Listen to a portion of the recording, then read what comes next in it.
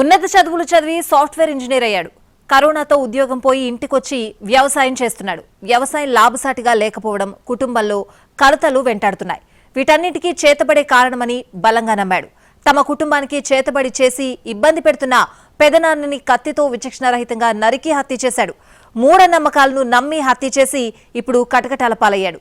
2 ఏళ్ల క్రితం జరిగిన హత్య కేసులో కోర్టు ఇద్దరికి జీవిత ఖైదు విధించింది. ఖమ్మం జిల్లా కల్లూరు మండలం చెన్నూరులో ఉండే పాటిబండ్ల శ్రీనివాసరావు, అర్జున్రావు ఇద్దరు అన్నదమ్ములు. ఇద్దరూ అదే గ్రామంలో కొద్ది దూరంలోనే నివాసముంటూ వ్యవసాయం చేసుకుంటూ జీవిస్తున్నారు. అన్న శ్రీనివాసరావు వ్యవసాయంతో పాటు ఉప్పలమ్మ పూజలు చేస్తుండేవాడు. తమ్ముడు అర్జున్రావు సైతం వ్యవసాయం చేస్తుండేవాడు. అయితే అర్జున్రావు తన కుటుంబంలో ఎలాంటి సమస్య వచ్చినా దానికి తన అన్నే కారణమని, అతని చేతబడి వల్లే తాము వెనుకబడిపోతున్నామని అనుమానిస్తూ ఉండేవాడు. దీంతో అన్న శ్రీనివాసరావు కుటుంబంతో తెగతెంపులు చేసుకున్నాడు. ఒకే ఊరిలో ఉంటున్న అన్నదమ్ముల మధ్య బంధుత్వం ఉండేది కాదు.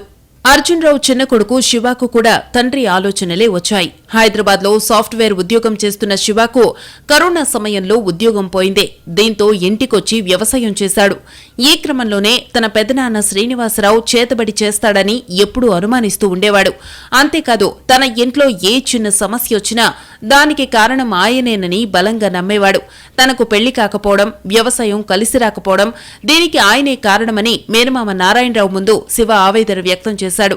అయితే దీనికి పరిష్కారం తనకు తెలిసిన భూతవైద్యుడున్నాడని శివని వెంటబెట్టుకుని తల్లాడ మండలంలో ఉన్న రంగారావు అనే భూతవైద్యుణ్ణి ఆశ్రయించారు ఇద్దరు.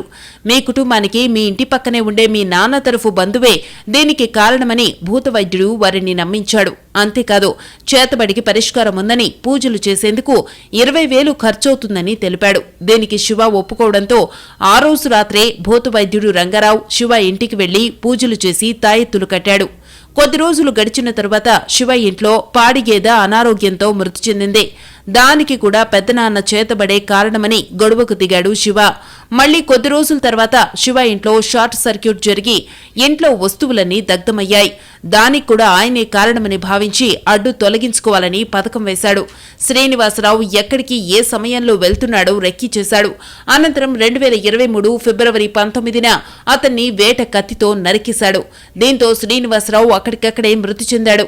అనంతరం పోలీసులకు లొంగిపోయాడు శివ. పాటిబండ్ల శివ అనే వ్యక్తి ఉన్నత చదువులు చదువుకొని హైదరాబాద్లో ఉద్యోగం చేస్తూ ఉన్నాడు. ఇతను కరోనా తర్వాత 2022-23 సంవత్సరంలో వాళ్ళ స్వగ్రామమైన కల్లూరు మండలం చెన్నూరుకు వచ్చి ఇక్కడ వ్యవసాయ పనులు చూసుకునేవాడు. ఈ క్రమంలో అదే కాలంలో వాళ్ళ ఇంట్లో కొన్ని అనార్థాలు జరిగినాయి. వాళ్ళ పశువులు చనిపోవడం కానీ, వాళ్ళ ఇంట్లో షార్ట్ సర్క్యూట్ రావడం కానీ, వాళ్ళ ఇంట్లో కుటుంబ సభ్యులకు అనారోగ్య సమస్యలు రావడం కానీ జరిగినాయి. వీటన్నిటికీ వాళ్ళ పెదనాయన పాటిబండ్ల శ్రీనివాసరావు చేస్తున్న మంత్రాలు వల్లనే ఇదంతా వాళ్ళకు నష్టం జరుగుతుందని అతను భావించి అతని పైన కక్ష పెంచుకున్నాడు. ఈ క్రమంలో కుటుంబ సభ్యులందరూ కలిసి తల్లాడ మండలం చెందిన పాస్తం రంగారావు అనే ఒక మంత్రగాన్ని ఆశ్రయించడం జరిగింది. అతను వీళ్ళ ఇంటికి వచ్చి పూజలు చేసి ఇతను ఏదైతే అనుమానపడుతున్నాడో దాన్ని నిర్ధారించే విధంగా అతను వీళ్ళకు మాటలు చెప్పడంతో పొలంలో వ్యవసాయ పనులు చేస్తుండగా అతని పైన కత్తితో దాడి చేసి నరికి చంపడం జరిగింది. పాటిబండ్ల శివకు మరియు అతన్ని ప్రోత్సహించిన పస్తం రంగారావుకు జీవిత ఖైదు విధించడం జరిగినది. అటు శివతో పాటు అతని మేనమామ భూత వైద్యుణ్ణి కూడా పోలీసులు అరెస్టు చేశారు. దాదాపు 2 ఏళ్ల తర్వాత ఈ కేసులో శివతో పాటు భూత వైద్యుడు రంగారావుకు కోర్టు జీవిత ఖైదు విధించింది.